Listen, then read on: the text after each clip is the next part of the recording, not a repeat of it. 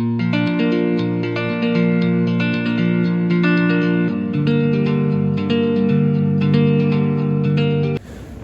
guys, kami di sini bertiga ingin mengulas atau menceritakan kembali tentang video yang bernama The Founder.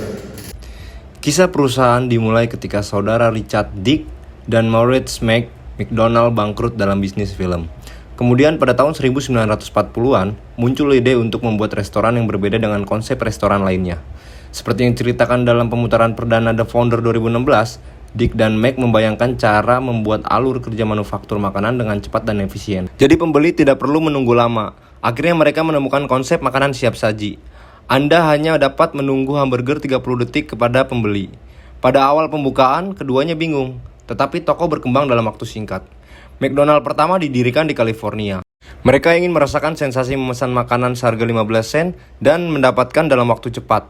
Tanpa piring, stainless, mereka memakan hamburger dari kertas dan minuman dari gelas berbahan kertas. Disinilah Ray Kroc, pendiri dan penjual mesin ini. Dia sangat terkejut bahwa beberapa restoran memesan 8 mesin milkshake. Ketika Ray melangkah di depan McDonald pertama, dia terkejut melihat barisan orang di dalam. Dia bahkan bingung saat memesan dan mendapatkan pesanan dengan sangat cepat. Pada pertemuan dengan Dick dan Mac, Ray masih antusias dengan konsep restorannya. Ray kembali keesokan harinya, dia mengajukan konsep waralaba ke Dick and Mac. Terjadi tarik ulur antara keduanya, tapi akhirnya Dick and Mac bersatu dan mencoba melegalkan kesepakatan dengan kontrak hitam putih. Dia mengalami banyak kesulitan sampai dia kehabisan modal, sampai dia menemui seorang penasihat keuangan dan akhirnya memutuskan kontrak dan kesepakatannya dengan Dick dan Mac. Kroc membentuk perusahaan baru untuk menggantikan semua sistem lama yang mereka bangun dan setujui. Misalnya, menurut masukan Joan, Ray mengganti milkshake asli dengan milkshake bubuk untuk memangkas biaya operasional dalam setiap bulannya. Kemudian, Ray juga membangun sebuah restoran bernama McDonald No. 1. Pada suatu saat, datang Ray menawarkan sebuah cek kepada Dick and Mac. Dick and Mac akhirnya meminta uang senilai $2,7 sebagai pengganti atau pembelian merek McDonald. Kemudian mereka meminta royalti sebesar 1% dari setiap penjualannya. Namun, Ray sangat licik. Untuk royalti, dia meminta perjanjian hanya dengan jabat tangan. Saat berjabat tangan, dia berjanji akan membayarkan royalti kepada mereka berdua. Usai perjanjian, Dick and Mac menyaksikan papan McDonald di San Bernardino dibongkar dan dirombak habis-habisan sesuai dengan desain Ray. Hingga saat ini, royalti tidak pernah diterima oleh Dick and Mac.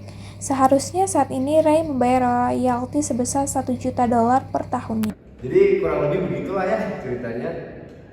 Di sini selanjutnya kami akan mengulas pembelajaran dan mengulas pembelajaran. Kalau tadi kan kita mengulas videonya. Nah, sekarang kita mengulas pembelajaran apa sih yang bisa kita dapat ya Bil? Yang pertama itu pembelajaran yang kita bertiga tangkap dan pastinya yang lainnya itu kreatif dan inovasi dalam bisnis. Iya, betul. Kayak Dick and Mac itu kan menciptakan restoran yang inovatif dan kreatif di luar dari biasanya gitu. Terus ada juga kita harus mempelajari sistem franchise dulu nih sebelum kita membuka orang lain untuk franchise dengan kita. Jadi kita benar-benar memahami konsep dasar franchise itu sendiri supaya nggak dicurangi sama rekan kita nanti. Kita juga harus menyusun strategi bisnis itu dengan tepat ya. Mungkin untuk perjanjian sesama rekan ya, mungkin untuk lebih baiknya semuanya disiratkan dalam hitam di atas putih agar semuanya tidak disalahgunakan gitu. Semua perjanjian agar semua usaha kita terus berjalan lancar gitu. Ada penyelewengan dari rekan-rekan kita. Terus yang berikutnya itu kita juga harus perhatiin quality control franchise kita sendiri. Jadi setidaknya kita visit ke 1 minggu sekali atau kemana ke franchise lain supaya kita juga mengkontrol ini tuh udah sesuai jalur, sesuai kontrak atau belum gitu.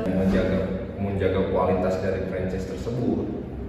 Tidak kita bisa menempatkan QC, quality control kita yang sudah di training langsung oleh kita di setiap cabang dengan menerapkan SOP yang lebih. Terus di sini yang menarik kan dari si Dick dan Mac ini, mereka sebelum membuka restoran itu mereka melatih para pekerjanya.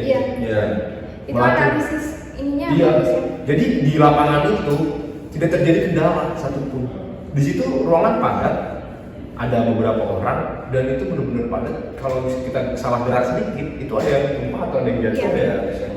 Nah mereka melatih itu supaya apa? Supaya lancar di dalam operasionalnya gitu. Sudah sampai lebih efisien. Iya. Terus pembelajaran yang terakhir nih yang menurut kita paling penting itu pentingnya merek dagang. Iya. Ya. Kita harus mematenkan merek dagang kita. Yang pertama itu ya benar harus dipatenkan gitu. Ya, agar tidak ada yang mengakui ya, Iya. atau tidak ada yang mengambil alih, Menyalahgunakan atau menyamakan yang membuat orang bingung. Mana sih ini yang asli, mana sih ini? Iya, benar. Gitu. Jadi ketika ada toko yang sama dan itu tuh kita sudah tahu, oh ini punya si ini, oh ini pendirinya ini. Itulah pentingnya merek dagang. Jadi tidak ada yang apa sih kayak tadi mengakui sisi lah. Iya, mengakui sisi kan kayak si Roy Croft tadi kan. Paling gitu aja sih ya pembelajaran yang bisa kita ambil dari video ini. Iya. Kita. Mungkin cukup sekian ya, Ya. ulasan dari kami video ini. Semoga bermanfaat untuk para penonton dan menjadi pembelajaran wawasan untuk kita semua.